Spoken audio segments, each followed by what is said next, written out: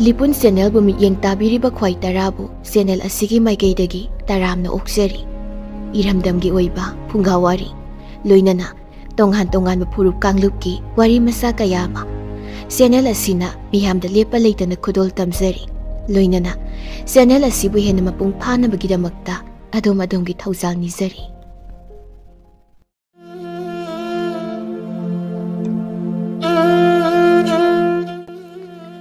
ꯃꯌꯥꯝꯒꯤꯗꯃꯛꯇ ꯌꯥꯝꯅ ꯅꯨꯡꯉꯥꯏꯔꯕ ꯐꯨꯡꯒꯥ ꯋꯥꯔꯤ ꯑꯃ ꯄꯨꯗꯨꯅ ꯂꯥꯛꯆꯔꯤ.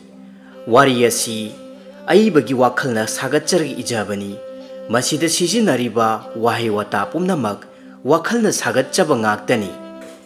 ꯋꯥꯔꯤ ꯑꯁꯤ ꯄꯥꯊꯣꯛꯆꯔꯛꯄ ꯃꯇꯝꯗ ꯁꯣꯏꯈꯤ ꯂꯥꯟꯈꯤꯕ ꯋꯥꯍꯩ ꯋꯥꯇꯥ ꯌꯥꯎꯈ꯭ꯔꯕꯁꯨ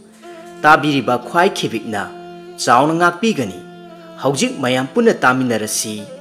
ꯂꯥꯏꯔꯦꯝꯕꯤꯒꯤ ꯃꯆꯥꯅꯨꯄꯥ ꯇꯣꯝꯄꯣꯛ ꯑꯍꯥꯟꯕ ꯇꯥꯡꯀꯛ. ꯃꯌꯥꯝꯗ ꯈꯨꯗꯣꯜ ꯇꯝꯖꯔꯤ.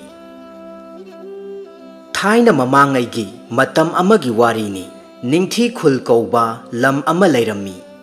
ꯈꯨꯜ ꯑꯁꯤꯕꯨ ꯀꯣꯜꯂꯤꯕ ꯄꯨꯔꯩꯍꯟꯕ ꯀꯧꯕ ꯅꯤꯡꯊꯧ ꯑꯃꯁꯨ ꯄꯥꯜꯂꯝꯃꯤ.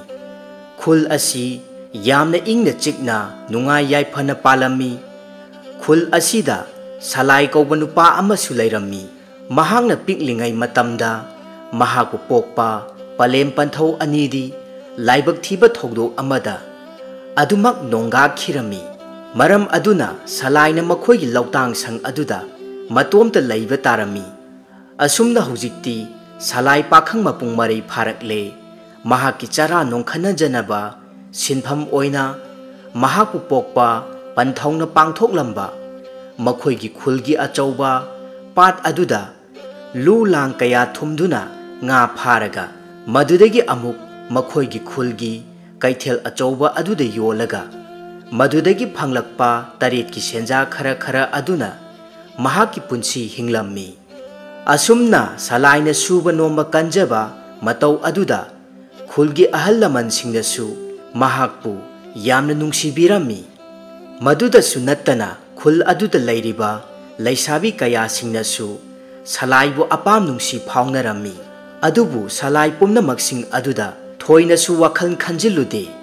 ꯃꯌꯥꯝꯁꯤꯡ ꯑꯗꯨꯒꯤ ꯃꯔꯛꯇ ꯁꯂꯥꯏꯒ ꯇꯤꯟꯅꯕ ꯃꯔꯨꯞ ꯃꯄꯥꯡ ꯀꯌꯥꯅꯁꯨ ꯁꯂꯥꯏꯒꯤ ꯍꯣꯠꯅꯕ ꯀꯟꯕ ꯃꯇꯧ ꯑꯗꯨꯗ ꯀꯂꯛꯄ ꯀꯌꯥ ꯑꯃꯁꯨ ꯐꯥꯎꯅꯔꯝꯃꯤ. ꯅꯨꯃꯤꯗꯥꯡꯒꯤ ꯃꯇꯝꯅꯤ. ꯈꯨꯜ ꯑꯁꯤꯒꯤ ꯆꯨꯊꯦꯛ ꯊꯪꯕ ꯃꯥꯏꯀꯩꯔꯣꯝꯗ ꯂꯩꯔꯤꯕ ꯂꯝꯂꯣꯡ ꯃꯔꯤ ꯐꯥꯡꯕ ꯑꯗꯨꯒꯤ ꯑꯍꯥꯡꯕ ꯃꯐꯝ ꯑꯃ ꯂꯩꯔꯤꯕ ꯑꯗꯨꯗꯅꯤ ꯄꯥꯈꯪ ꯃꯆꯥ ꯃꯈꯣꯏ ꯑꯍꯨꯝ ꯋꯥꯌꯨ ꯊꯛꯇꯨꯅ ꯑꯃꯗꯤ ꯁꯥ ꯉꯥ ꯆꯥꯗꯨꯅ ꯋꯥꯔꯤ ꯋꯥꯇꯥꯏ ꯁꯥꯟꯅꯔꯝꯃꯤ. ꯈꯦꯂꯦꯟꯅ ꯃꯔꯣꯜ ꯃꯔꯤ ꯐꯥꯏꯗꯨꯅ ꯑꯁꯨꯝꯅ ꯍꯥꯏꯔꯛꯂꯝꯃꯤ. ꯏꯇꯥꯎꯁꯥ, ꯑꯩꯈꯣꯏꯒꯤ ꯏꯇꯥꯎ ꯁꯂꯥꯏꯁꯦ ꯊꯕꯛꯅ ꯃꯔꯣꯜ ꯑꯃ ꯐꯔꯤꯕ. ꯑꯩꯈꯣꯏꯅ ꯈꯨꯜꯒꯤ ꯂꯩꯁꯥꯁꯤꯡ ꯀꯌꯥꯗ ꯑꯄꯥꯝ ꯅꯨꯡꯁꯤ ꯍꯥꯏꯅ ꯐꯣꯡꯗꯣꯛꯂꯨꯔꯕꯁꯨ ꯍꯦꯛꯇ ꯌꯥꯔꯛꯇꯦ. ꯁꯂꯥꯏ ꯍꯣꯏꯗꯧꯅ ꯊꯕꯛ ꯐꯧꯑꯣꯅ ꯍꯦꯛꯇ ꯍꯥꯏꯔꯛꯄ. ꯆꯥꯎꯊꯣꯏꯅ ꯃꯈꯥ ꯇꯥꯔꯛꯂꯝꯃꯤ. ꯑꯗꯨꯅꯤ ꯏꯇꯥꯎ, ꯅꯠꯇꯦ, ꯑꯩꯈꯣꯏꯁꯤꯕꯨ ꯁꯛꯇ ꯆꯨꯗ ꯀꯔꯤ ꯋꯥꯠꯀꯦ? ꯏꯔꯜ ꯏꯊꯨꯝ ꯍꯥꯏꯔꯦ ꯆꯤꯡꯒꯨꯝ ꯄꯩꯗꯨꯅ ꯂꯩꯅꯔꯤꯕꯅꯤ. ꯃꯗꯨꯒꯤꯁꯨ ꯃꯊꯛꯇ ꯑꯩꯈꯣꯏꯒꯤ ꯄꯟꯊꯧꯁꯤꯡꯗꯤ ꯁꯅꯥ ꯀꯣꯅꯨꯡꯒꯤ ꯐꯝꯅꯥꯏꯕ ꯑꯃꯃꯝꯁꯨ ꯑꯣꯏꯅꯔꯤꯕꯅꯤꯗ. ꯃꯔꯛ ꯊꯠꯇꯨꯅ ꯆꯤꯡꯁꯥꯡꯅ ꯑꯃꯨꯛ ꯃꯈꯥ ꯇꯥꯅ ꯍꯥꯏꯔꯛꯂꯝꯃꯤ. ꯍꯥꯏꯒꯨꯝꯗꯅ ꯏꯇꯥꯎ, ꯂꯥꯏꯔ ꯆꯨꯗꯠꯅꯕ ꯂꯝꯖꯥ ꯁꯔꯥꯗꯣ ꯃꯗꯨ ꯑꯩꯈꯣꯏꯗ ꯈꯨꯔꯧ ꯌꯥꯝꯅ ꯊꯥꯡꯂꯛꯀꯗꯧꯕ ꯃꯥꯜꯂꯛꯂꯦ. ꯑꯩꯈꯣꯏꯅ ꯏꯇꯥꯎꯅꯅꯦ ꯀꯧꯕꯤꯕꯁꯤꯗ ꯃꯍꯥꯛ ꯌꯥꯝꯅ ꯉꯛꯆꯥꯎ ꯊꯦꯛꯂꯛꯀꯗꯧꯔꯦ. ꯑꯗꯨꯅ ꯉꯜꯂꯤꯉꯩꯁꯤꯗ ꯍꯥꯏꯒꯠꯂꯛꯀꯗꯕ ꯃꯉꯛꯇꯣ ꯂꯨꯔꯦꯜ ꯀꯦꯜꯍꯟꯈꯤꯕꯅ ꯐꯔꯣꯏꯗ꯭ꯔꯣ ꯏꯇꯥꯎꯁꯥ? ꯋꯥꯐꯝ ꯑꯗꯨ ꯇꯥꯕꯗ ꯃꯇꯥꯎ ꯑꯅꯤꯗꯨ ꯍꯥꯏꯐꯦꯠ ꯉꯛꯆꯥꯅꯅ ꯆꯤꯡꯁꯥꯡꯗ ꯌꯦꯡꯂꯛꯏ. ꯑꯗꯨꯒ ꯈꯦꯂꯦꯟ ꯃꯈꯥ ꯇꯥꯔꯛꯂꯝꯃꯤ. ꯏꯇꯥꯎꯒꯤ ꯋꯥꯐꯝꯁꯦ ꯆꯨꯝꯕꯗꯤ ꯌꯥꯝꯅ ꯆꯨꯝꯃꯦ. ꯑꯗꯨꯕꯨ ꯏꯇꯥꯎ, ꯊꯕꯛ ꯑꯁꯦ ꯇꯔꯥꯏꯅ ꯄꯥꯡꯊꯣꯛꯄꯗꯤ ꯌꯥꯔꯣꯏꯗꯧꯔꯤ. ꯑꯗꯨꯅ ꯑꯩꯈꯣꯏ ꯑꯆꯦꯡꯕ ꯇꯟꯖꯥ ꯑꯃꯗꯤ ꯌꯦꯡꯈꯤꯁꯤ. ꯃꯗꯨꯅ ꯐꯒꯅꯤ ꯏꯇꯥꯎ. ꯑꯁꯤ ꯍꯥꯏꯅꯗꯨꯅ ꯃꯈꯣꯏ ꯑꯍꯨꯝ ꯑꯗꯨ ꯆꯞ ꯃꯥꯟꯅꯕ ꯈꯣꯟꯐꯝꯗ ꯄꯨꯟꯅ ꯃꯈꯧ ꯄꯣꯡꯅ ꯅꯣꯛꯂꯝꯃꯤ. ꯄꯥꯠ ꯑꯗꯨꯒꯤ ꯑꯆꯤꯛꯄ ꯃꯤ ꯄꯣꯡ ꯀꯅꯥꯅꯁꯨ ꯆꯪꯅꯗ꯭ꯔꯤꯕ ꯃꯐꯝ ꯑꯃ ꯑꯣꯏꯅ ꯇꯧꯏ꯫ ꯁꯂꯥꯏꯅ ꯑꯁꯨꯝ ꯍꯤ ꯍꯣꯟꯖꯤꯜꯂꯛꯂꯝꯃꯤ꯫ ꯇꯞꯅ ꯇꯞꯅ ꯑꯁꯨꯝ ꯍꯤ ꯍꯣꯟꯖꯤꯜꯂꯛꯄ ꯃꯇꯝꯗ ꯂꯥꯞꯇꯛꯅ ꯐꯨꯝꯗꯤ ꯃꯊꯛ ꯑꯃꯗ ꯂꯩꯁꯥꯕꯤ ꯑꯃꯈꯛꯅ ꯏꯟ ꯆꯤꯡꯗꯨꯅ ꯂꯩꯕꯗꯨ ꯃꯍꯥꯛꯅ ꯎꯔꯛꯂꯝꯃꯤ꯫ ꯂꯩꯁꯥꯕꯤ ꯑꯗꯨꯒꯤ ꯁꯝꯂꯥꯡꯅ ꯅꯤꯡꯗꯨ ꯌꯩꯅ ꯃꯥꯂꯪꯒꯤ ꯏꯄꯣꯝꯂꯛꯇ ꯑꯃꯨꯛ ꯑꯃꯨꯛ ꯁꯥꯍꯨꯝ ꯐꯪꯂꯛꯄ ꯃꯇꯝꯗ ꯍꯔꯥꯎꯅ ꯃꯊꯣꯏ ꯀꯥꯅ ꯍꯥꯏꯅ ꯍꯨꯝꯅ ꯂꯦꯡ ꯂꯦꯡ ꯆꯠꯂꯤ꯫ ꯌꯦꯡꯕꯗ ꯄꯥꯈꯪ ꯀꯌꯥꯒꯤ ꯊꯃꯣꯏꯕꯨ ꯁꯨꯝꯍꯠꯅꯤꯡꯉꯥꯏ ꯃꯁꯛꯅꯤ꯫ ꯑꯗꯨꯛꯀꯤ ꯃꯇꯤꯛ ꯅꯤꯡꯊꯤꯖꯈ꯭ꯔꯦ꯫ ꯑꯗꯨꯕꯨ ꯃꯃꯥꯏꯗꯨ ꯁꯨꯡꯂꯩ ꯂꯩꯊꯣꯔꯛꯇꯅ ꯁꯂꯥꯏ ꯇꯥꯅꯅꯕ ꯑꯁꯨꯝꯅ ꯂꯥꯎꯗꯨꯅ ꯍꯥꯏꯔꯛꯂꯝꯃꯤ: "ꯏꯕꯨꯡ, ꯃꯐꯝ ꯑꯁ꯭ꯋꯥꯏꯗ ꯂꯦꯝꯂꯩ ꯉꯥ ꯌꯥꯝꯅ ꯐꯥꯔꯤꯌꯦ꯫ ꯅꯆꯟꯒꯤ ꯏꯟꯗ ꯂꯛꯂꯛꯄ ꯂꯦꯝꯂꯩ ꯉꯥ ꯈꯔꯁꯦ ꯁꯅꯥ ꯀꯩꯊꯦꯜꯗ ꯑꯃꯨꯛꯇ ꯌꯣꯟꯕꯤꯔꯛꯑꯣ"꯫ ꯑꯁꯨꯝꯅ ꯈꯣꯏꯊꯨꯝꯅꯔꯕ ꯈꯣꯟꯖꯦꯜ ꯑꯗꯨꯅ ꯁꯂꯥꯏ ꯇꯥꯅꯅꯕ ꯀꯧꯔꯛꯄ ꯑꯗꯨꯗꯗꯤ ꯁꯂꯥꯏꯁꯨ ꯍꯣꯏ ꯍꯥꯏꯅ ꯈꯨꯝꯂꯗꯨꯅ ꯑꯁꯨꯝ ꯍꯤ ꯍꯣꯟꯖꯤꯜꯂꯛꯄ ꯃꯇꯝꯗ ꯈꯪꯍꯧꯗꯅ ꯑꯀꯟꯕ ꯃꯥꯂꯪ ꯏꯄꯣꯝ ꯑꯃ ꯂꯥꯛꯇꯨꯅ ꯁꯂꯥꯏꯕꯨ ꯃꯐꯝ ꯑꯗꯨꯗꯒꯤ ꯍꯨꯝꯗꯣꯛꯈꯤꯔꯝꯃꯤ꯫ "ꯏꯁ, ꯀꯔꯤ ꯃꯇꯧ ꯀꯧꯕꯒꯦ ꯑꯁꯨꯛ ꯇꯝꯊꯤꯔꯕ ꯃꯥꯂꯪ ꯁꯥꯍꯨꯝ ꯑꯁꯤꯗꯤ! ꯑꯩꯍꯥꯛꯀꯤ ꯍꯤ ꯑꯁꯤꯁꯨ ꯃꯥꯏꯀꯩ ꯁꯂꯥꯏ ꯈꯪꯗ ꯑꯁꯨꯝ ꯄꯨꯈ꯭ꯔꯦꯗꯅ ꯁꯤꯗꯤ! ꯀꯔꯤ ꯃꯇꯧꯅ ꯇꯧꯔꯤꯕꯁꯦ?" ꯑꯁꯤ ꯍꯥꯏꯗꯨꯅ ꯁꯂꯥꯏꯅ ꯊꯧꯅꯥ ꯐꯅ ꯍꯤ ꯑꯗꯨꯕꯨ ꯍꯣꯜꯂꯝꯃꯤ꯫ ꯁꯂꯥꯏ ꯇꯥꯏꯕꯪ ꯃꯪꯐꯥꯎꯅꯔꯛꯂꯝꯃꯤ꯫ ꯃꯃꯥꯏ ꯃꯃꯤꯠ ꯍꯨꯃꯥꯡꯅ ꯄꯨꯡꯂꯨꯞ ꯂꯨꯞꯂꯝꯃꯤ꯫ "ꯏꯁ, ꯑꯩꯍꯥꯛꯇꯤ ꯃꯪꯂꯥꯛꯅꯔꯨꯔꯦꯗꯅ! ꯀꯔꯤ ꯃꯪꯂꯥꯅꯣ ꯍꯧꯖꯤꯛꯀꯤꯗꯨꯗꯤ? ꯍꯧꯖꯤꯛꯇ ꯑꯩꯍꯥꯛꯄꯨ ꯀꯧꯔꯝꯂꯤꯕ ꯅꯨꯖꯥ ꯃꯍꯥꯛꯄꯨꯅ ꯀꯅꯥ ꯑꯣꯏꯔꯤꯒꯕ? ꯃꯇꯝꯁꯤꯗꯤ ꯊꯦꯡꯈꯤꯗꯧꯔꯦ꯫ ꯅꯣꯡꯕꯨ ꯉꯥꯜꯂꯛꯂꯦꯗꯅ꯫ ꯍꯧꯒꯠꯂꯒꯦ"꯫ ꯑꯁꯨꯝꯅ ꯁꯂꯥꯏ ꯃꯍꯥꯛꯀꯤ ꯍꯥꯟꯅꯒꯨꯝꯅ ꯍꯤ ꯍꯣꯟꯗꯨꯅ ꯂꯥꯡ ꯀꯥꯏꯕ ꯆꯠꯈꯤꯔꯝꯃꯤ꯫ ꯑꯗꯨꯝꯅ ꯁꯂꯥꯏꯅ ꯍꯤ ꯍꯣꯟꯗꯨꯅ ꯆꯠꯈꯤꯕꯗꯨ ꯎꯔꯒ ꯃꯇꯥꯎ ꯑꯍꯨꯝ ꯑꯗꯨꯅ ꯂꯣꯟꯅ ꯋꯥꯇꯥꯅꯗꯨꯅ ꯂꯥꯞꯇꯛꯅ ꯃꯈꯣꯏꯁꯨ ꯍꯤ ꯍꯣꯟꯗꯨꯅ ꯁꯂꯥꯏꯒꯤ ꯃꯇꯨꯡꯗ ꯏꯟꯅꯔꯛꯂꯝꯃꯤ꯫ ꯁꯂꯥꯏꯅ ꯑꯁꯨꯝ ꯍꯤ ꯍꯣꯜꯂꯛꯄ ꯃꯇꯝꯗ ꯃꯍꯥꯛꯅ ꯃꯃꯪꯗ ꯎꯈꯤꯕ ꯃꯐꯝ ꯑꯗꯨꯒ ꯆꯞ ꯃꯥꯟꯅꯕ ꯃꯐꯝ ꯑꯃꯗ ꯌꯧꯁꯤꯜꯂꯛꯂꯝꯃꯤ꯫ ꯃꯐꯝ ꯑꯗꯨ ꯀꯅꯥꯒꯨꯝꯕ ꯃꯤꯑꯣꯏ ꯑꯃꯠꯇꯅ ꯆꯪꯅꯕ ꯌꯥꯕ ꯃꯐꯝ ꯅꯠꯇꯦ꯫ ꯃꯃꯥꯡꯒꯤ ꯃꯇꯝ ꯑꯃꯗ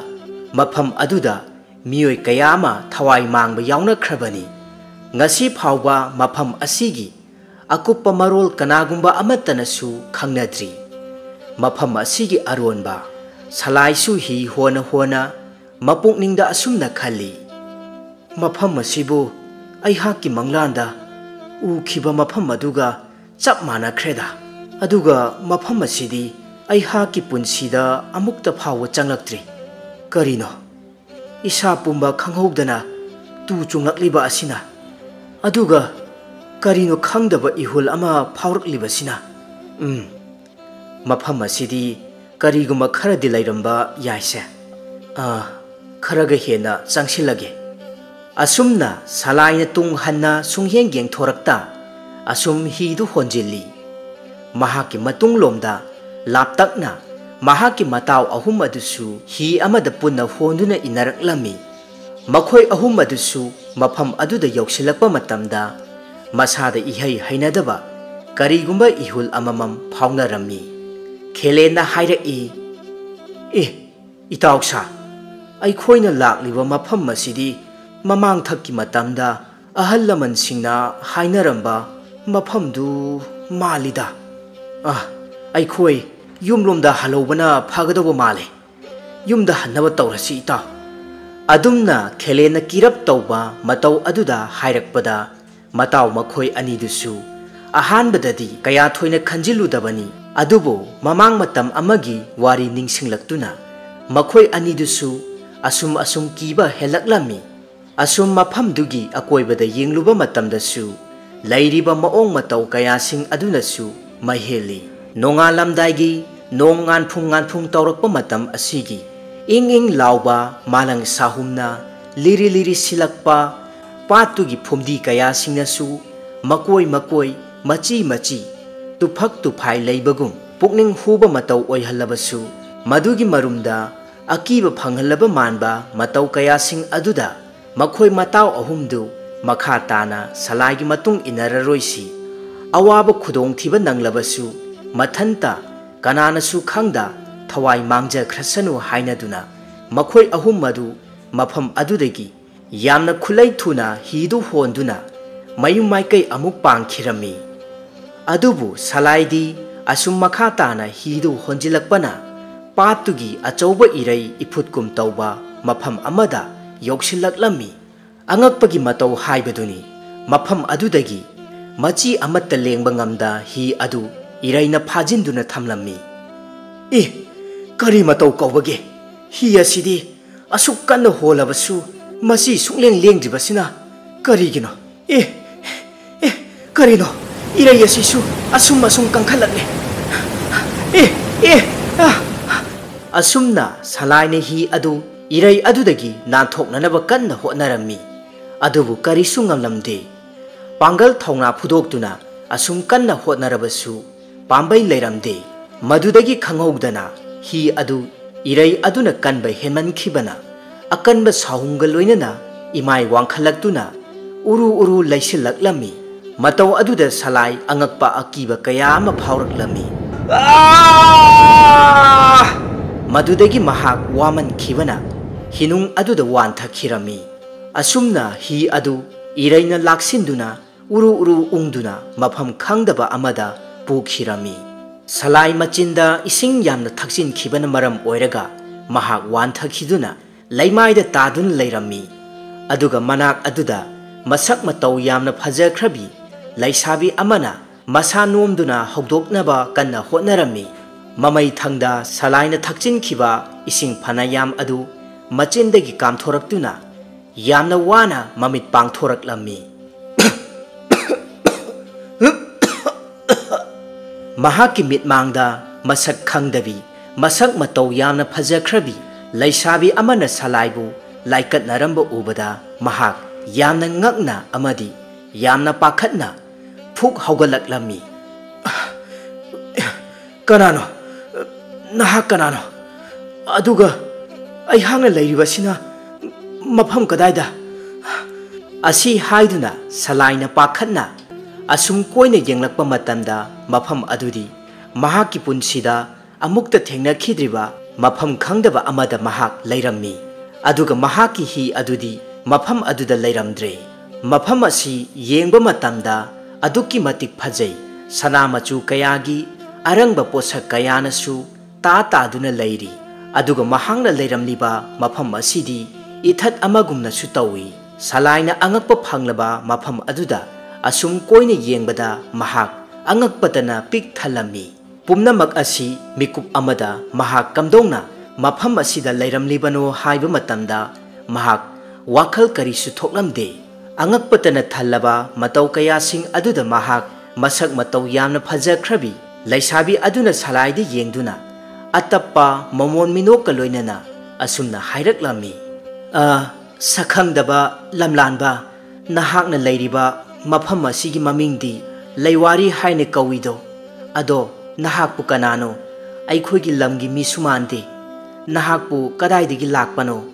nupi aduna hairakliba wafamsing adu tabada salai amukka hena ngaktuna machinda asumna solaklami kari haiba leiwari haiba karino aihakpu mangla taibangla ado nahakki mingdi kari kaubage nupi aduna momon noktuna makha taraklami aihakki imingdi nongmai lokchik haina kawido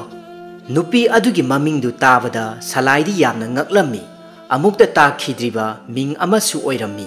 nupi aduna makha tana hanglaklammi ado sakhangdaba nahakki mingdi kari kaubage aduga mafam kadaidagi matau kamdongna mafam asida lakhibano asi haiduna nongmai lokchikna hanglakpa matamda salai wakhal pumba mangkhirami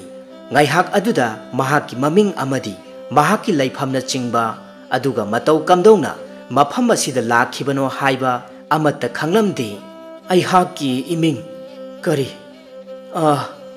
kari haibano aduga aihakki laifam kari laifam dona aduga mafam asida matau kamdongna as he ningthi jarabi ai hak karigumba amata ningsingba thoktre ko asina salai wakhal thoktana adumak wan thakirami somdana ningthi khuldani mataw ahum adu yamna khulai thuna hi holaktuna salai gi lawtang sang aduda yausilaklami aduga makhoi ahumna lona wa tanarami jingsangna wafam ama hogdoraklami itawsa ai khoida khurau thanglakadaba mahakto amuk hana halakadaba mandre masi aihaki achetpa thajabani aduna hojikti laire chudatnaba mahakine sangase tangoi tana kana khangdringaida mai thadoklamlasi jingsanggi wafam aduda khelen amadi chawthoisu hoi hairaduna lawtang sang aduda changduna lairamba pochai pomba thugairaduna tangoi tana mai thadoklamni aduga makhoi ahum adu lona kana khanganda hi honduna chatkirami ayukki matam oirakpa pat kumnarakpa mioi kaya sing amadi manak adwaide nakna khunda laitariba mioi kaya singna salai gi lawtang sang adu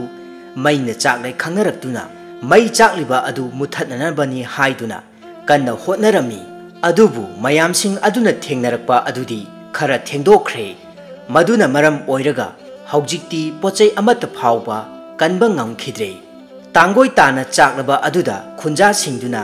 asum yenglakpa matamda taibang miyoiba nupa amagi asiba hakchangna ut oina tumna chakhibagi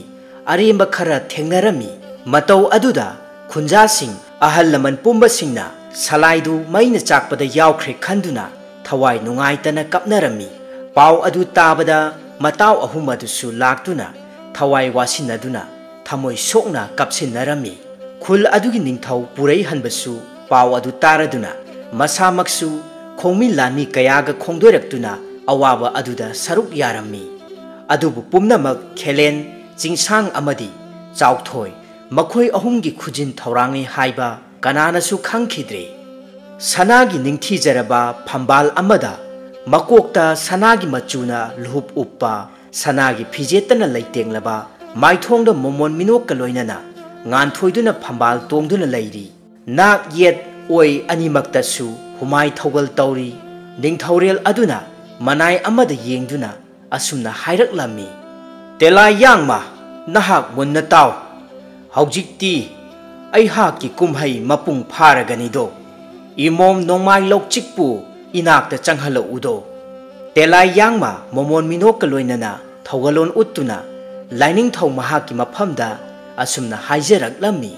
laining thau ngakpiganido maja ibema nongmai lokchik mahakti sana konung asida laitedo laiwari romda machatkhido tela yangmagi waphamdu taba matamda laining thau uyam leicha mahak mamit usinduna ngaihak asum khanba matamda mamom nongmai lokchikna taibang miyoiba amabu sana konung asida purakpadu uraklami mamit tapna pangthoraktuna makha tana hairaklammi aihak pumnamak ure khangle taibang miyoiba aduga imo mahaka inak asida changlakle asi haina haibaga nongmai lokchikna salaibu pamduna sana konung mapa laining thau mahaki mitmangda leplare aduga salaibu yamna ningthi jaraba phambal amagi mathakta thamduna hiptha halami mamom nongmai lokchikna tawriba matau aduda laining thau mahakna makha tana hanglaklami imom nahaki aningba apamba pumba haujikti ipa yarage masina ichagi yaifaba oirasanu adubu ipana haigadaba wafam amadi nahak paima pukning changna tawdo mapa laining thau uyam laichabu yengduna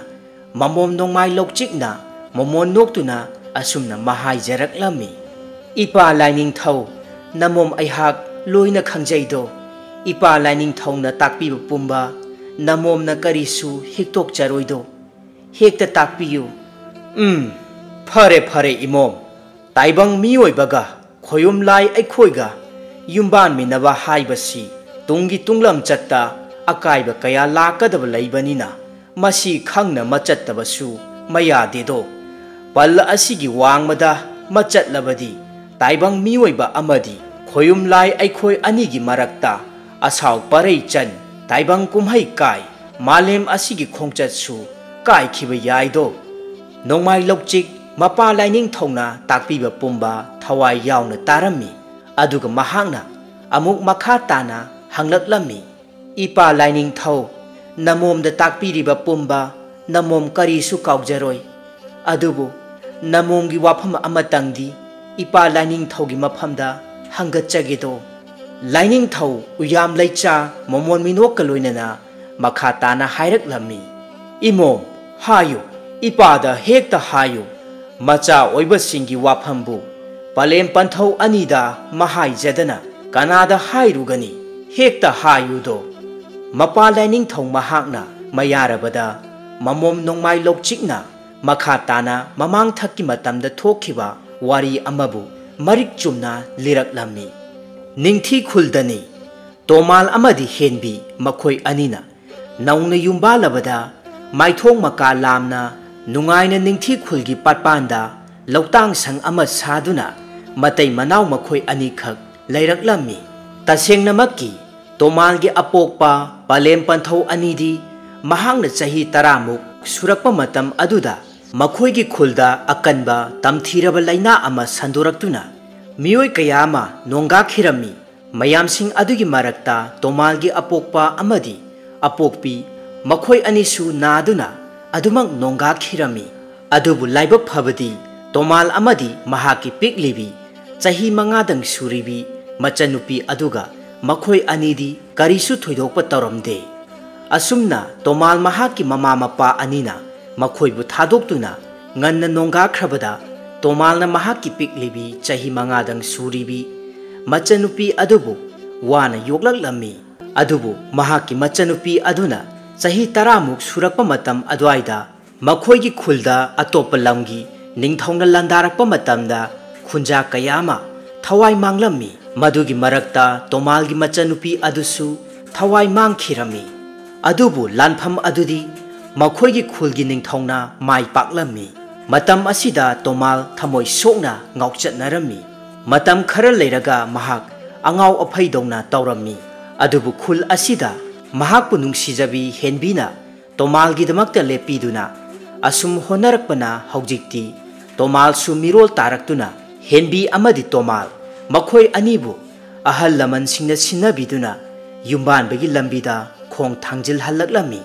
ꯃꯇꯝꯅ ꯑꯁꯨꯝ ꯍꯧꯈꯤꯕꯅ ꯍꯧꯖꯤꯛꯇꯤ ꯇꯣꯃꯥꯜ ꯑꯃꯗꯤ ꯍꯦꯟꯕꯤ ꯃꯈꯣꯏ ꯑꯅꯤꯒꯤ ꯃꯆꯥꯅꯨꯄꯥ ꯑꯃ ꯐꯪꯖꯔꯝꯃꯤ ꯃꯃꯥ ꯃꯄꯥ ꯑꯅꯤꯅ ꯅꯨꯡꯁꯤꯅ ꯃꯆꯥꯅꯨꯄꯥ ꯑꯁꯤꯕꯨ ꯁꯂꯥꯏ ꯍꯥꯏꯅ ꯀꯧꯔꯝꯃꯤ ꯑꯁꯨꯝꯅ ꯇꯣꯃꯥꯜ ꯑꯃꯗꯤ ꯍꯦꯟꯕꯤ ꯃꯈꯣꯏ ꯑꯅꯤꯅ ꯃꯆꯥꯅꯨꯄꯥ ꯁꯂꯥꯏꯕꯨ ꯆꯥꯎꯅꯅꯕ ꯌꯣꯛꯂꯛꯄ ꯃꯇꯝꯗ ꯇꯣꯃꯥꯜ ꯑꯃꯗꯤ ꯍꯦꯟꯕꯤ ꯃꯈꯣꯏ ꯑꯅꯤꯅ ꯄꯥꯠꯇ ꯂꯨ ꯂꯥꯡ ꯀꯌꯥ ꯊꯨꯝꯗꯨꯅ ꯉꯥ ꯐꯥꯔꯛꯂꯒ ꯁꯅꯥ ꯀꯩꯊꯦꯜꯗ ꯌꯣꯟꯗꯨꯅ ꯃꯗꯨꯗꯒꯤ ꯐꯪꯂꯛꯄ ꯇꯔꯦꯠꯀꯤ ꯁꯦꯟꯖꯥ ꯑꯗꯨꯅ ꯏꯃꯨꯡ ꯄꯨꯅꯔꯝꯃꯤ ꯇꯣꯃꯥꯜ ꯑꯃꯗꯤ ꯍꯦꯟꯕꯤꯅ ꯄꯥꯠꯇ ꯀꯨꯝꯂꯕꯁꯨ ꯃꯈꯣꯏꯒꯤ ꯃꯆꯥꯅꯨꯄꯥ ꯄꯨꯡꯀꯛ ꯆꯥꯎꯔꯛꯂꯕ ꯃꯇꯝ ꯑꯗꯨꯗꯗꯤ ꯁꯂꯥꯏꯕꯨ ꯃꯈꯣꯏꯒꯤ ꯃꯅꯦ ꯃꯃꯥꯕꯣꯛ ꯊꯣꯛꯄ ꯇꯣꯃꯥꯜꯒꯤ ꯌꯨꯝꯗꯒꯤ ꯈꯔ ꯆꯠꯂꯒ ꯂꯩꯕ ꯑꯗꯨꯗ ꯍꯦꯛ ꯍꯦꯛ ꯁꯤꯟꯅꯔꯝꯗꯨꯅ ꯃꯇꯩ ꯃꯅꯥꯎ ꯃꯈꯣꯏ ꯑꯅꯤ ꯑꯗꯨ ꯑꯁꯨꯝꯅ ꯊꯕꯛ ꯇꯧꯔꯝꯃꯤ ꯅꯣꯡꯃꯒꯤ ꯅꯨꯃꯤꯠ ꯑꯃꯗ ꯍꯦꯟꯕꯤꯅ ꯃꯆꯥꯅꯨꯄꯥ ꯁꯂꯥꯏꯕꯨ ꯄꯨꯔꯛꯇꯨꯅ ꯏꯕꯦꯂꯩꯗ ꯁꯤꯟꯅꯔꯝꯃꯤ ꯃꯇꯝ ꯑꯁꯤꯗ ꯁꯂꯥꯏꯅ ꯆꯍꯤ 3 ꯁꯨꯔꯛꯄ ꯃꯇꯝꯅꯤ ꯍꯦꯟꯕꯤꯅ ꯏꯕꯦꯂꯩꯗ ꯑꯁꯨꯝꯅ ꯍꯥꯏꯔꯝꯃꯤ ꯏꯆꯦ ꯉꯁꯤꯗꯤ ꯏꯆꯥꯅꯨꯄꯥꯁꯦ ꯏꯆꯦꯒꯤꯗ ꯉꯥꯏꯍꯥꯛꯇ ꯊꯝꯂꯝꯒꯦ ꯄꯥꯠꯇ ꯉꯥ ꯐꯥꯔꯨꯈꯤꯒꯦ ꯍꯣꯔꯦꯟ ꯏꯆꯦꯒꯤꯁꯨ ꯉꯥ ꯁꯔꯨꯛ ꯇꯝꯂꯒꯦ ꯍꯦꯟꯕꯤꯒꯤ ꯋꯥꯐꯝꯗꯨ ꯇꯥꯕꯗ ꯏꯕꯦꯂꯩꯅ ꯅꯣꯛꯐꯦꯠ ꯇꯧꯅ ꯈꯨꯝꯂꯛꯂꯝꯃꯤ ꯍꯣꯏꯗ ꯍꯣꯏꯗ ꯏꯅꯥꯎ ꯀꯔꯤꯁꯨ ꯀꯥꯏꯗꯦ ꯉꯥꯗꯣ ꯑꯩꯍꯥꯛꯀꯤ ꯁꯔꯨꯛ ꯇꯝꯗ꯭ꯔꯕꯁꯨ ꯅꯈꯣꯏꯒꯤ ꯑꯗꯨꯝ ꯑꯣꯏꯖꯧꯗ ꯁꯂꯥꯏ ꯅꯈꯣꯏ ꯇꯥꯆꯧ ꯍꯣꯏꯒ ꯁꯥꯟꯅꯔꯨꯔꯣ ꯍꯣꯔꯦꯟ ꯅꯃꯥꯈꯣꯏꯅ ꯍꯜꯂꯛꯂꯒꯅꯦ ꯑꯗꯨꯃꯛ ꯆꯠꯂꯨꯀꯣ ꯑꯁꯤ ꯍꯥꯏꯗꯨꯅ ꯁꯂꯥꯏꯗꯨ ꯃꯃꯥꯗ ꯈꯔ ꯉꯟꯅ ꯍꯜꯂꯛꯎ ꯍꯥꯏꯔꯝꯗꯨꯅ ꯏꯕꯦꯂꯩꯒꯤ ꯃꯆꯥꯁꯤꯡꯒ ꯄꯨꯟꯅ ꯁꯥꯟꯅꯕ ꯆꯦꯟꯈꯤꯔꯝꯃꯤ ꯃꯗꯨꯗꯒꯤ ꯇꯣꯃꯥꯜ ꯑꯃꯗꯤ ꯍꯦꯟꯕꯤꯁꯨ ꯍꯤ ꯍꯣꯟꯗꯨꯅ ꯑꯁꯨꯝ ꯂꯥꯛꯄꯅ ꯄꯥꯠꯇꯨꯒꯤ ꯃꯐꯝ ꯑꯃꯗ ꯌꯧꯔꯛꯂꯝꯃꯤ ꯃꯐꯝ ꯑꯗꯨ ꯃꯈꯣꯏꯅ ꯃꯃꯥꯡꯊꯛꯇ ꯑꯃꯨꯛꯇ ꯆꯪꯗ꯭ꯔꯤꯕ ꯃꯐꯝ ꯑꯃꯗꯤ ꯑꯣꯏꯔꯝꯃꯤ Tomalna mahakki nupida asumna hairaklammi. Taribra, mafam asidi ꯑꯩꯈꯣꯏꯅ ꯃꯃꯥꯡ ꯊꯛꯇ ꯑꯃꯨꯛꯇ ꯌꯧꯔꯛꯇ꯭ꯔꯤ. ꯃꯐꯝ ꯑꯁ꯭ꯋꯥꯏꯁꯦ ꯉꯥꯗꯤ ꯌꯥꯝꯅ ꯂꯩꯔꯝꯒꯗꯕ ꯃꯥꯜꯂꯤ. ꯅꯨꯄꯥ ꯏꯟꯁꯦ ꯍꯦꯛꯇ ꯂꯪꯂꯒ ꯌꯦꯡꯂꯁꯤ. ꯃꯐꯝ ꯑꯁꯤꯗꯅꯤ ꯄꯥꯠꯇꯨꯒꯤ ꯂꯥꯏꯔꯦꯝꯕ ꯂꯥꯏꯔꯦꯝꯕꯤ ꯀꯌꯥꯁꯤꯡꯅ ꯂꯦꯝꯂꯩ ꯉꯥ ꯑꯣꯟꯗꯨꯅ ꯑꯃꯗꯤ ꯇꯥꯡꯖꯂꯤꯟ ꯑꯣꯟꯗꯨꯅ ꯍꯔꯥꯎ ꯃꯊꯣꯏ ꯀꯥꯗꯨꯅ ꯁꯥꯟꯅꯕ. ꯂꯥꯏꯔꯦꯝꯕ ꯂꯥꯏꯔꯦꯝꯕꯤ ꯀꯌꯥꯁꯤꯡ ꯑꯗꯨꯒꯤ ꯃꯔꯛꯇ ꯂꯥꯏꯅꯤꯡꯊꯧ ꯎꯌꯥꯝ ꯂꯩꯆꯥꯒꯤ ꯑꯃꯠꯇ ꯄꯣꯛꯆꯕꯤ ꯃꯃꯣꯝ ꯅꯣꯡꯃꯥꯏ ꯂꯧꯆꯤꯛꯁꯨ ꯃꯍꯥꯛꯀꯤ ꯃꯔꯨꯞ ꯃꯄꯥꯡꯁꯤꯡꯒ ꯄꯨꯟꯅ ꯍꯔꯥꯎꯅ ꯁꯥꯟꯅꯕ ꯌꯥꯎꯔꯝꯃꯤ. ꯅꯣꯡꯃꯥꯏ ꯂꯧꯆꯤꯛꯀ ꯅꯨꯡꯁꯤꯅꯖꯕ ꯃꯍꯥꯛꯀꯤ ꯄꯥꯝꯃꯨꯕ ꯑꯗꯨꯁꯨ ꯃꯈꯣꯏꯅ ꯁꯥꯟꯅꯔꯤꯕ ꯑꯗꯨꯗ ꯌꯥꯎꯒꯅꯤ ꯍꯥꯏꯗꯨꯅ ꯇꯥꯡꯖꯂꯤꯟ ꯑꯃ ꯑꯣꯟꯗꯨꯅ ꯂꯥꯛꯂꯝꯃꯤ. ꯑꯗꯨꯕꯨ ꯂꯥꯏꯕꯛ ꯊꯤꯕꯅꯤ, ꯅꯣꯡꯗꯝꯕꯒꯤ ꯅꯣꯡꯗꯝꯈꯣꯜ ꯀꯅꯥꯅꯕꯨ ꯀꯛꯄ ꯉꯝꯒꯅꯤ? ꯇꯣꯃꯥꯜꯅ ꯏꯟ ꯂꯪꯂꯛꯄ ꯃꯇꯝꯗ ꯅꯣꯡꯃꯥꯏ ꯂꯧꯆꯤꯛꯀꯤ ꯄꯥꯝꯃꯨꯕ ꯇꯥꯡꯖꯂꯤꯟ ꯑꯣꯜꯂꯤꯕ ꯑꯗꯨꯅ ꯏꯟꯗ ꯄꯜꯂꯝꯃꯤ. ꯇꯣꯃꯥꯜꯅ ꯏꯟ ꯑꯗꯨ ꯁꯣꯡꯒꯠꯂꯛꯄ ꯃꯇꯝꯗ ꯌꯥꯝꯅ ꯐꯖꯔꯕ ꯂꯦꯝꯂꯩ ꯉꯥ ꯈꯔꯁꯤꯡꯒ ꯇꯥꯡꯖꯂꯤꯟ ꯑꯗꯨꯒ ꯌꯥꯎꯔꯛꯄꯗꯨ ꯎꯕ ꯃꯇꯝꯗ ꯍꯦꯟꯕꯤꯅ ꯌꯥꯝꯅ ꯄꯥꯈꯠꯅ ꯂꯥꯎꯔꯛꯂꯝꯃꯤ. "ꯏꯁ, ꯏꯕꯨꯡꯉꯣ, ꯅꯍꯥꯛꯀꯤ ꯏꯟ ꯑꯗꯨꯗ ꯌꯥꯝꯅ ꯆꯥꯎꯔꯕ ꯇꯥꯡꯖꯂꯤꯟ ꯑꯃꯈꯛ ꯌꯥꯎꯔꯛꯂꯦꯗꯣ. ꯈꯔ ꯆꯦꯛꯁꯤꯟꯕꯤꯌꯨ." "ꯍꯣꯏꯅꯦ. ꯍꯣꯏ, ꯀꯔꯤꯁꯨ ꯅꯤꯡꯁꯥ ꯊꯤꯒꯅꯨ. ꯑꯩꯍꯥꯛꯀꯤ ꯆꯩꯇꯨꯞ ꯑꯗꯨ ꯄꯤꯔꯛꯎ." ꯑꯁꯤ ꯍꯥꯏꯅ ꯍꯥꯏꯕꯗ ꯍꯦꯟꯕꯤꯅ ꯆꯩꯇꯨꯞ ꯑꯗꯨ ꯄꯤꯔꯛꯂꯝꯃꯤ. ꯇꯣꯃꯥꯜꯁꯨ ꯌꯥꯝꯅ ꯆꯦꯛꯁꯤꯟꯅ ꯏꯟ ꯑꯗꯨ ꯆꯤꯡꯈꯠꯂꯛꯂꯝꯃꯤ. ꯑꯗꯨꯒ ꯍꯤꯅꯨꯡ ꯑꯗꯨꯗ ꯂꯥꯏꯔꯦꯝꯕ ꯄꯥꯈꯪꯅ ꯑꯣꯟꯕ ꯇꯥꯡꯖꯂꯤꯟ ꯑꯗꯨꯕꯨ ꯆꯩꯇꯨꯞ ꯑꯗꯨꯅ ꯀꯟꯊꯠꯇꯨꯅ ꯊꯋꯥꯏ ꯂꯧꯔꯝꯃꯤ. ꯑꯗꯨꯒ ꯂꯤꯟ ꯑꯗꯨꯕꯨ ꯄꯥꯠꯀꯤ ꯐꯨꯝꯗꯤ ꯃꯔꯛ ꯑꯗꯨꯗ ꯂꯪꯊꯣꯛꯂꯝꯃꯤ. ꯃꯐꯝ ꯑꯗꯨꯒ ꯂꯥꯏꯔꯦꯝꯕꯤ ꯂꯥꯏꯔꯦꯝꯕ ꯀꯌꯥꯁꯤꯡꯅ ꯁꯥꯟꯅꯔꯤꯕ ꯃꯐꯝ ꯑꯗꯨꯒꯗꯤ ꯈꯔ ꯈꯖꯤꯛ ꯂꯥꯞꯊꯣꯛꯅꯔꯝꯃꯤ. ꯑꯗꯨꯕꯨ ꯂꯥꯏꯔꯦꯝꯕꯤ ꯅꯣꯡꯃꯥꯏ ꯂꯧꯆꯤꯛꯀꯤ ꯃꯐꯝꯗ ꯀꯔꯤꯒꯨꯝꯕ ꯈꯨꯗꯝ ꯆꯥꯡꯗꯝ ꯑꯃꯈꯛ ꯐꯥꯎꯔꯛꯂꯝꯃꯤ. ꯇꯣꯃꯥꯜ ꯑꯃꯗꯤ ꯍꯦꯟꯕꯤ ꯃꯈꯣꯏ ꯑꯅꯤꯁꯨ ꯃꯐꯝ ꯑꯗꯨꯋꯥꯏꯗꯒꯤ ꯉꯥ ꯈꯔ ꯑꯗꯨꯝ ꯐꯥꯔꯒ ꯌꯨꯝꯗ ꯍꯜꯂꯁꯤ ꯍꯥꯏꯅꯗꯨꯅ ꯍꯤ ꯍꯣꯟꯗꯣꯔꯛꯄ ꯃꯇꯝ ꯑꯗꯨꯗ ꯂꯥꯏꯔꯦꯝꯕꯤ ꯅꯣꯡꯃꯥꯏ ꯂꯧꯆꯤꯛꯁꯨ ꯃꯍꯥꯛꯀꯤ ꯄꯥꯝꯃꯨꯕ ꯑꯗꯨꯅ ꯊꯋꯥꯏ ꯌꯥꯎꯗ꯭ꯔꯕ ꯍꯛꯆꯥꯡꯅ ꯐꯨꯝꯗꯤ ꯃꯔꯛ ꯑꯗꯨꯗ తాదున ꯂꯩꯔꯤꯕ ꯑꯗꯣꯝꯗ ꯌꯥꯝꯅ ꯈꯣꯡꯂꯩ ꯊꯨꯅ ꯂꯥꯛꯂꯝꯃꯤ. ꯃꯍꯥꯛꯀꯤ ꯄꯥꯝꯃꯨꯕ ꯑꯗꯨꯅ ꯑꯗꯨꯝꯅ ꯊꯋꯥꯏ ꯌꯥꯎꯗ꯭ꯔꯕ ꯍꯛꯆꯥꯡ ꯑꯗꯨꯅ తాదున ꯂꯩꯔꯝꯕꯗꯨ ꯎꯕꯗ ꯃꯍꯥꯛ ꯊꯃꯣꯏ ꯁꯣꯛꯅ ꯀꯞꯂꯝꯃꯤ. ꯃꯗꯨꯗꯒꯤ ꯃꯍꯥꯛꯅ ꯌꯥꯝꯅ ꯁꯥꯎꯔꯗꯨꯅ ꯇꯣꯃꯥꯜ ꯑꯃꯗꯤ ꯍꯦꯟꯕꯤ ꯃꯈꯣꯏ ꯑꯅꯤꯒꯤ ꯍꯤ ꯑꯗꯨꯕꯨ ꯂꯥꯛꯁꯤꯟꯗꯨꯅ ꯃꯈꯣꯏ ꯑꯅꯤꯒꯤ ꯌꯥꯏꯕꯤ ꯊꯋꯥꯏ ꯂꯧꯔꯒꯦ ꯈꯟꯗꯨꯅ ꯍꯤ ꯑꯗꯨ ꯐꯥꯖꯤꯟꯗꯨꯅ ꯏꯔꯩ ꯑꯀꯟꯕ ꯑꯃꯒ ꯂꯣꯏꯅꯅ ꯂꯥꯛꯁꯤꯜꯂꯝꯃꯤ. ꯃꯇꯧ ꯑꯗꯨꯗ ꯍꯦꯟꯕꯤ ꯑꯃꯗꯤ ꯇꯣꯃꯥꯜ ꯃꯈꯣꯏ ꯑꯅꯤ ꯌꯥꯝꯅ ꯄꯥꯈꯠꯂꯝꯃꯤ. ꯑꯁꯨꯝꯅ ꯂꯥꯏꯔꯦꯝꯕꯤ ꯅꯣꯡꯃꯥꯏ ꯂꯧꯆꯤꯛꯅ ꯃꯩ ꯍꯧꯅ ꯁꯥꯎꯔꯗꯨꯅ ꯈꯨꯗꯛ ꯑꯗꯨꯗ ꯇꯣꯃꯥꯜ ꯑꯃꯗꯤ ꯍꯦꯟꯕꯤ ꯃꯈꯣꯏ ꯑꯅꯤꯒꯤ ꯌꯥꯏꯕꯤ ꯊꯋꯥꯏ ꯂꯧꯔꯝꯃꯤ. ꯃꯁꯤ ꯄꯨꯝꯅꯃꯛ ꯇꯥꯏꯕꯪ ꯁꯦꯝꯕꯤꯕ ꯃꯄꯨ ꯃꯍꯥꯛꯅ ꯑꯁꯨꯝ ꯊꯣꯛꯎ ꯍꯥꯏꯅ ꯇꯝꯈ꯭ꯔꯕꯅꯤ. ꯃꯐꯝ ꯑꯁꯤꯗꯅꯤ ꯃꯤꯑꯣꯏ ꯀꯌꯥꯒꯤ ꯊꯋꯥꯏ ꯃꯥꯡꯈꯤꯕ ꯑꯃꯗꯤ ꯂꯥꯏꯔꯦꯝꯕ ꯂꯥꯏꯔꯦꯝꯕꯤ ꯑꯣꯛꯅꯈꯤꯗꯨꯅ ꯃꯤꯑꯣꯏ ꯀꯌꯥ ꯑꯃ ꯉꯥꯎꯕ ꯐꯩꯕ ꯐꯥꯎꯕ ꯌꯥꯎꯅꯈꯤꯕ. ꯑꯁꯨꯝꯅ ꯇꯣꯃꯥꯜ ꯑꯃꯗꯤ ꯍꯦꯟꯕꯤ ꯃꯈꯣꯏ ꯑꯅꯤꯅ ꯍꯤ ꯂꯥꯛꯁꯤꯟꯗꯨꯅ ꯊꯋꯥꯏ ꯃꯥꯡꯕ ꯑꯗꯨ ꯍꯤ ꯑꯗꯨ ꯑꯃꯨꯛ ꯏꯁꯤꯡꯗ ꯇꯥꯎꯈꯠꯂꯛꯇꯨꯅ ꯍꯤ ꯃꯅꯨꯡ ꯑꯗꯨꯗ ꯇꯣꯃꯥꯜ ꯑꯃꯗꯤ ꯍꯦꯟꯕꯤ ꯃꯈꯣꯏ ꯑꯅꯤꯒꯤ ꯊꯋꯥꯏ ꯌꯥꯎꯗ꯭ꯔꯕ ꯍꯛꯆꯥꯡ ꯑꯁꯤ ꯑꯇꯣꯞꯄ ꯈꯨꯟꯖꯥ ꯈꯔꯅ ꯊꯦꯡꯅꯔꯨꯕꯗꯒꯤ ꯃꯐꯝ ꯑꯁꯤꯗꯒꯤ ꯇꯣꯃꯥꯜꯒꯤ ꯃꯌꯨꯝꯗ ꯄꯨꯔꯛꯂꯝꯃꯤ. ꯄꯥꯎ ꯑꯁꯤ ꯇꯥꯕ ꯃꯇꯝꯗ ꯈꯨꯟꯖꯥ ꯄꯨꯝꯕ ꯑꯃꯗꯤ ꯈꯨꯜ ꯑꯗꯨꯒꯤ ꯅꯤꯡꯊꯧ ꯐꯥꯎꯕ ꯊꯋꯥꯏ ꯌꯥꯝꯅ ꯅꯨꯡꯉꯥꯏꯅꯔꯝꯗꯦ. ꯄꯤꯛꯂꯤꯕ ꯁꯂꯥꯏꯗꯤ ꯃꯃꯥ ꯃꯄꯥ ꯑꯅꯤꯕꯨ ꯑꯗꯨꯝꯅ ꯁꯦꯠꯅ ꯈꯥꯏꯅꯕ ꯑꯗꯨꯗ ꯊꯃꯣꯏ ꯁꯣꯛꯅ ꯀꯞꯂꯝꯃꯤ. ꯄꯤꯛꯂꯤꯕ ꯁꯂꯥꯏꯅ ꯑꯗꯨꯝꯅ ꯀꯞꯄꯗꯨ ꯎꯔꯒ ꯂꯥꯏꯔꯦꯝꯕꯤ ꯅꯣꯡꯃꯥꯏ ꯂꯧꯆꯤꯛꯁꯨ ꯃꯍꯥꯛꯀꯤ ꯂꯥꯏꯔꯝꯂꯦꯟꯗ ꯃꯍꯥꯛꯀꯤ ꯅꯨꯡꯁꯤꯕ ꯀꯥꯏꯅꯕ ꯑꯗꯨꯒ ꯌꯦꯡꯅꯔꯨꯔꯕꯗꯤ ꯁꯂꯥꯏꯒꯤ ꯄꯨꯟꯁꯤꯗ ꯊꯣꯛꯂꯤꯕ ꯑꯁꯤꯅ ꯍꯦꯟꯅ ꯀꯟꯃꯟꯈꯤꯗꯨꯅ ꯂꯥꯏꯔꯦꯝꯕꯤ ꯅꯣꯡꯃꯥꯏ ꯂꯧꯆꯤꯛꯅꯁꯨ ꯋꯥꯁꯛꯂꯝꯃꯤ. ꯁꯂꯥꯏꯅ ꯃꯄꯨꯡ ꯃꯔꯩ ꯐꯥꯔꯛꯂꯕ ꯃꯇꯝꯗ ꯂꯥꯏꯔꯦꯝꯕꯤ ꯅꯣꯡꯃꯥꯏ ꯂꯧꯆꯤꯛꯅ ꯃꯍꯥꯛꯀꯤ ꯇꯥꯂꯣꯏꯁꯤꯡꯗ ꯆꯟꯒꯅꯤ. ꯇꯥꯏꯕꯪ ꯃꯤꯑꯣꯏꯕ ꯃꯍꯥꯛꯇ ꯌꯨꯝ ꯄꯥꯟꯗꯨꯅ ꯃꯍꯥꯛꯀꯤ ꯑꯋꯥꯕ ꯄꯣꯠꯂꯨꯝ ꯄꯨꯝꯕ ꯊꯥꯡꯊꯕꯤꯒꯅꯤ ꯍꯥꯏꯗꯨꯅ ꯁꯂꯥꯏꯅ ꯄꯥꯈꯪ ꯃꯄꯨꯡ ꯃꯔꯩ ꯐꯥꯔꯛꯄꯗꯨ ꯉꯥꯏꯔꯛꯈꯤꯕꯅꯤ. ꯑꯁꯨꯝꯅ ꯊꯣꯛꯈꯤꯕ ꯋꯥꯔꯤ ꯄꯨꯝꯕ ꯃꯄꯥ ꯂꯥꯏꯅꯤꯡꯊꯧ ꯎꯌꯥꯝ ꯂꯩꯆꯥꯗ ꯍꯪꯒꯠꯆꯔꯕꯗ ꯃꯄꯥ ꯂꯥꯏꯅꯤꯡꯊꯧ ꯃꯍꯥꯛꯅꯁꯨ ꯄꯨꯝꯅꯃꯛ ꯈꯪꯂꯗꯨꯅ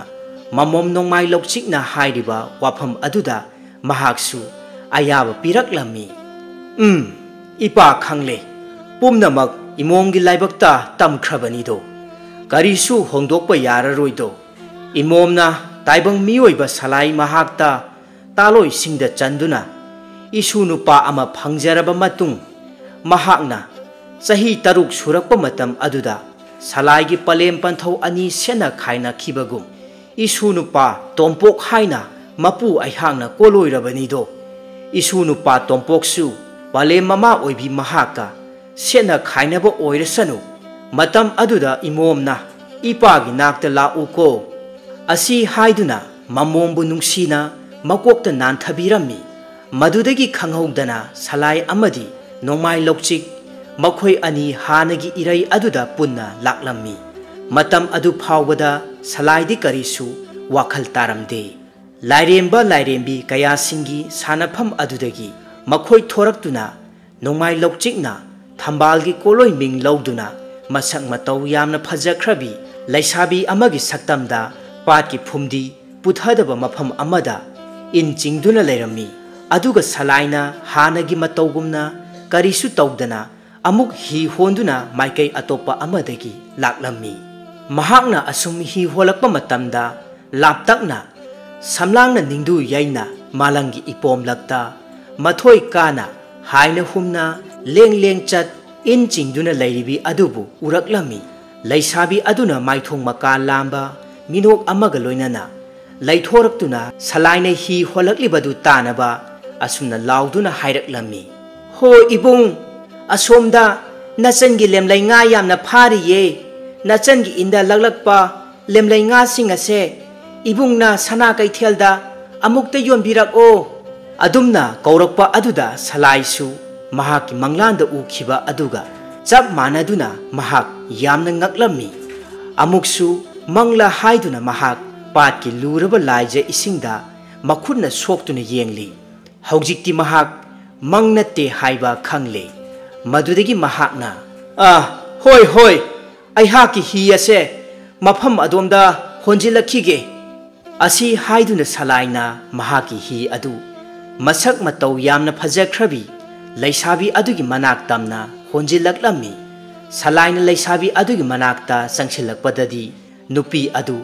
aduki matik phajaba mahaki punsida aduk thoina changkhonbi kanagumbi amatasu thengnarakkhidri thawoinasu kanagumbi amataga onsinaduna asumna kaungna ngangnaba tawrakhidri adubu nupi asigi yamna phajaraba saktam asibu uruba matamda salai pumsum sumatkhirami salaina ngakna hanglaklami nahakpu kanano khul asigi mioi sumande koloi minglenbu kari kaubibage thambalna nokmi nokmi tawduna ingna tapna nungsina asumna hairaklammi ibung aihaki koloi minglendi thambal haina kaujaido aihaki khul asidadi aihaki ne haibada kanasu leitre khul asigi makharomdagini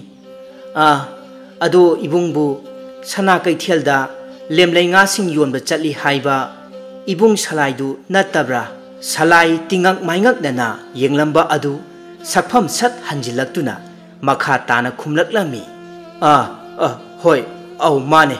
aihak salai ne yani ichangi lemlai nga bu kayam phajarabage asi hairaduna yengluba matamdadi tungon adu pik thana lemlai nga phajaraba kayama pharambadu uba matamda salai di pungak ngaklami